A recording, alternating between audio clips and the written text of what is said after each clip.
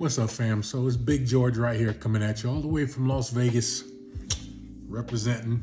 So I want to give you my full review and my complete thoughts on the movie Michael. I went and saw it again today for the second time. And let me just say first off, yesterday I saw it in IMAX, and that's the way you got to see it, because today I saw it just in the regular theater, and the experience was not the same at all. Okay, so IMAX only.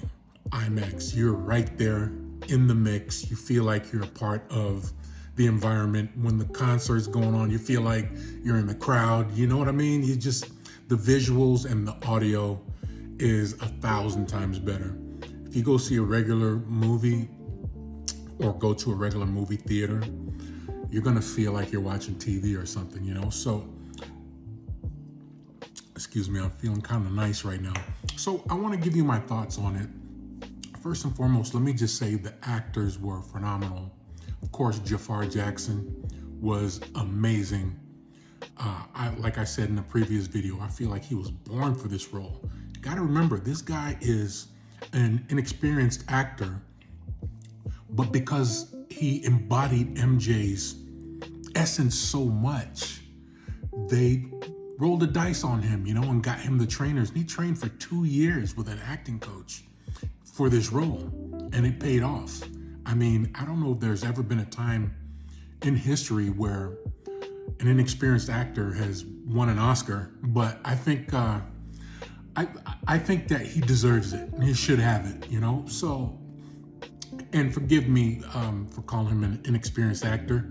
The 2 years of training, I'm sure he'd gotten a lot of experience with some of the best coaches in the industry. So he's a professional. Job well done. I was really blown away. Also, the kid that played young Michael, Giuliano Valdi, I believe is his name. Forgive me if I'm saying it incorrectly, but wow, he was amazing. When he was in the studio, the connection that he had with Barry Gordy brought me to tears. And when he started singing in the studio, they broke it down. They stripped down the track so you could just hear Michael's voice as a kid, and you see the veins popping out of this kid's neck as he just dove into this role. I cried. Both times I cried. Both times I saw the movie, I cried. As a matter of fact, there are a few tearjerker moments in this film. So, you know, be ready to have your tissue on hand. So, Nia Long, OG. I've been a fan of hers since the 90s, since back in the day. She was phenomenal. She did an outstanding job as Catherine, and I really felt her in that role. And wow, Coleman Domingo as Joe Jackson, amazing. He did a wonderful job. I kind of felt Joe Jackson's essence and just the leadership that he provided for his family. And, you know, he was a domineering black father from back in the day. That's how they were, you know what I mean? Like it or leave it. You know, we're in a different era now where that type of behavior is not acceptable, but bring yourself back, you know, to the 60s, 70s, even the 80s. So I think Coleman really embodied that character and did an outstanding job. I mean, that must have been really a stretch for him, because when I see him personally, he's nothing like that. You know what I mean? So just props to all the actors. The production was first class. Antoine Fuqua, this is probably your best work yet. This, and I don't know, well, I shouldn't say that. It's a tie with the Denzel stuff that he's done, you know? So he's an outstanding director. All the producers, everyone that came together to make this happen, they did an outstanding job. It feels like a celebration of Michael, his life, his music, his legacy. So let me get into some of the negatives, some of the things that I didn't like. And I got to tell you, most of it is nitpicking stuff as a diehard fan.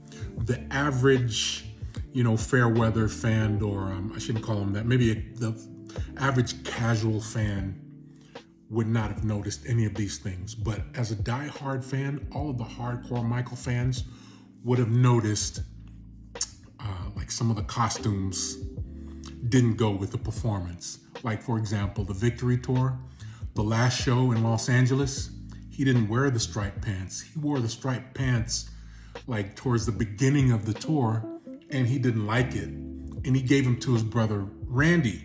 So for the duration of the tour, his brother Randy wore the striped pants. But for the last night, they showed Michael. And the top that Michael wore with the striped pants, that wasn't the right one. You know what I mean? Just stuff like that. He wore the jacket with the little red thing going across, you know what I mean? The white sequin jacket. And when he took the jacket off, the shirt that he had underneath was different than the one in the movie. And the scene in New York where he's on top of the car, he wasn't wearing that outfit. He wore the black sequins, you know? And another one that, I understand, you know, they gotta have some creative freedom. They can't make every last thing absolutely, you know, verbatim, exactly like the way it really happened. You want to give the director and the producers and even the actors some creative freedom, you know what I mean? And I understand that. But one that I really wish that they got right was the socks in Michael Jackson's Motown 25 performance. That musical performance changed my life. Let me tell you, after Michael moonwalked on Motown 25, I no longer wanted to be Nigel George. I wanted to be Michael Jackson. Okay, that's how important that performance was. It took Michael from being a superstar to becoming a mega star, icon. You understand what I'm saying?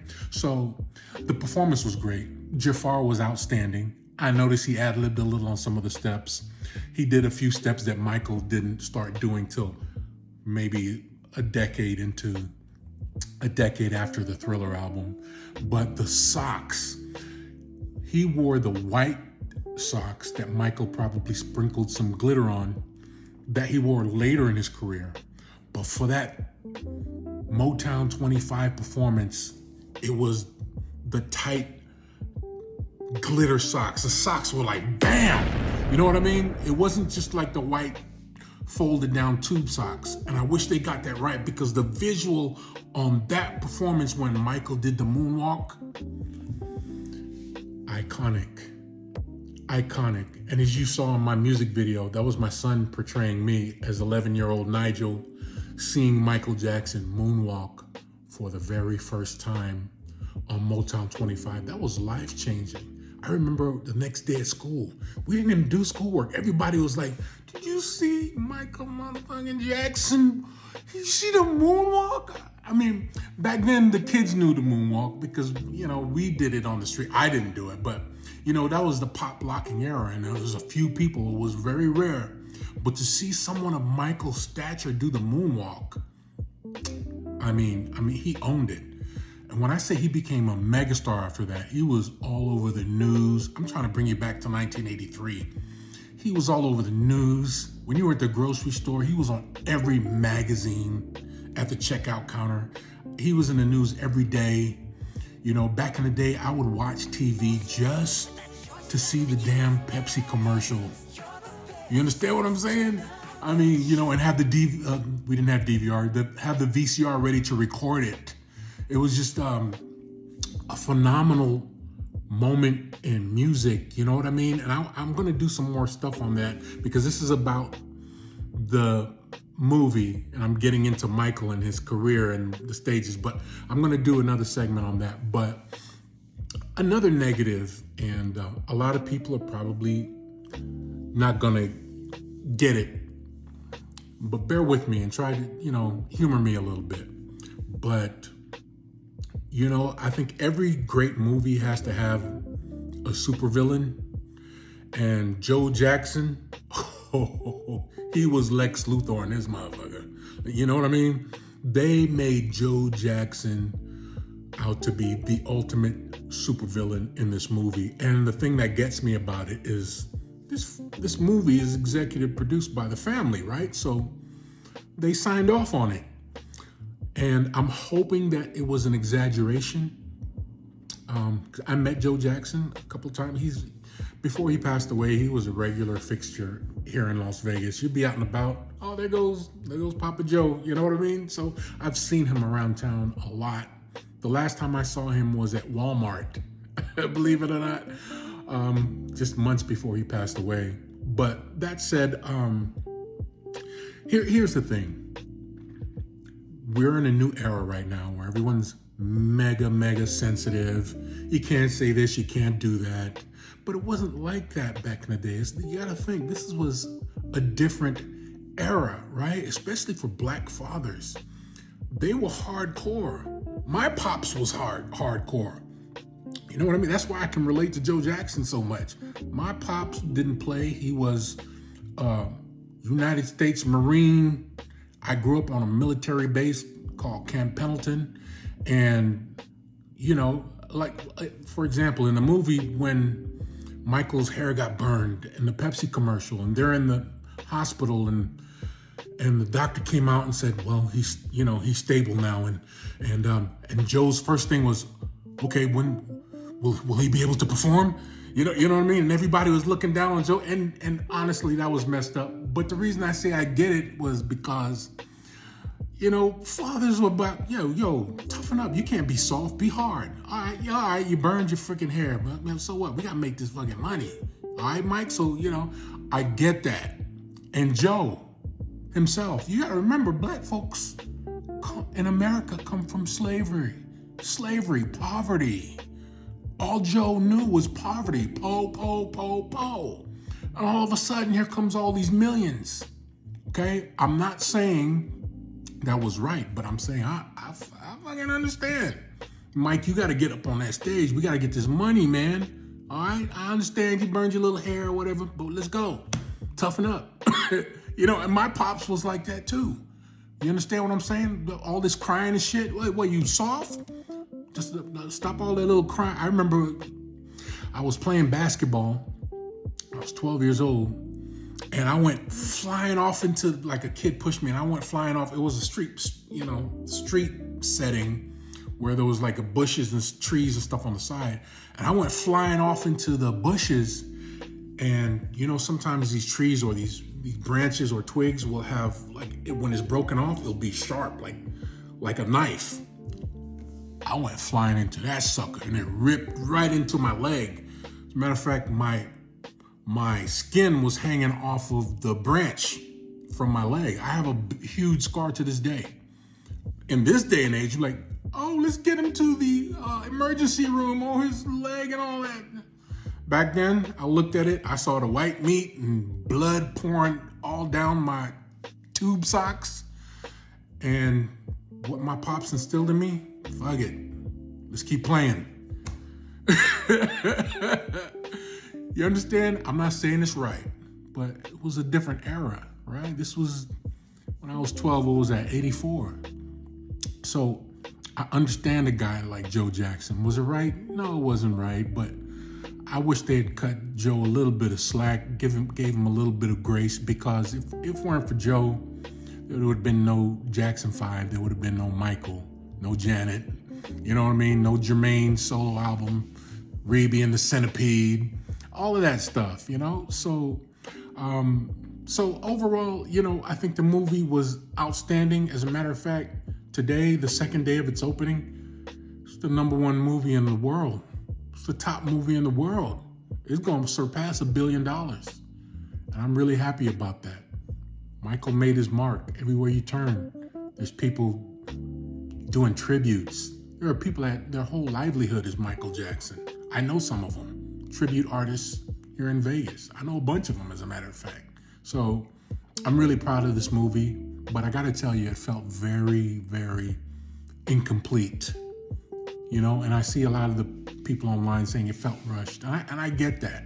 You got a lot of stuff to pack into 2 hours, 2.5 hours, I believe was the running time. So I look forward to the next era of Michael's career in the next movie. You know, the Teddy Riley, Remember the Time, black and white. You know what I mean? All of that. There's some good stuff to come, man. Mike had a whole lot of stuff after just the Bad album, which is where the movie ends. So I really look forward to part 2. And for those of you saying, hey man, your song should have been in that movie, should have been in the soundtrack, I thank you for that. And I gotta let you know, the Jackson Estate has my song, MJ You Are Loved, way before filming. Okay, and as a matter of fact, a representative said that they have it, but they can't guarantee that it will be in the biopic, but they have it and they thank me very much. So who knows, maybe it'll be in the next, in the sequel, in part 2. So anyway, regardless of that, I thank all of the Michael Jackson fans for accepting my tribute, and I'm glad it resonated with you all. And if you haven't seen this movie yet, go out and check it out. I love it. Don't take my negative comments to heart, right? It's like minor stuff. Overall, the movie is just fantastic. I loved it. And like I said, I went and saw it twice. And I can't wait till it goes streaming. All right, thank you. It's Nigel signing off. Peace. Michael.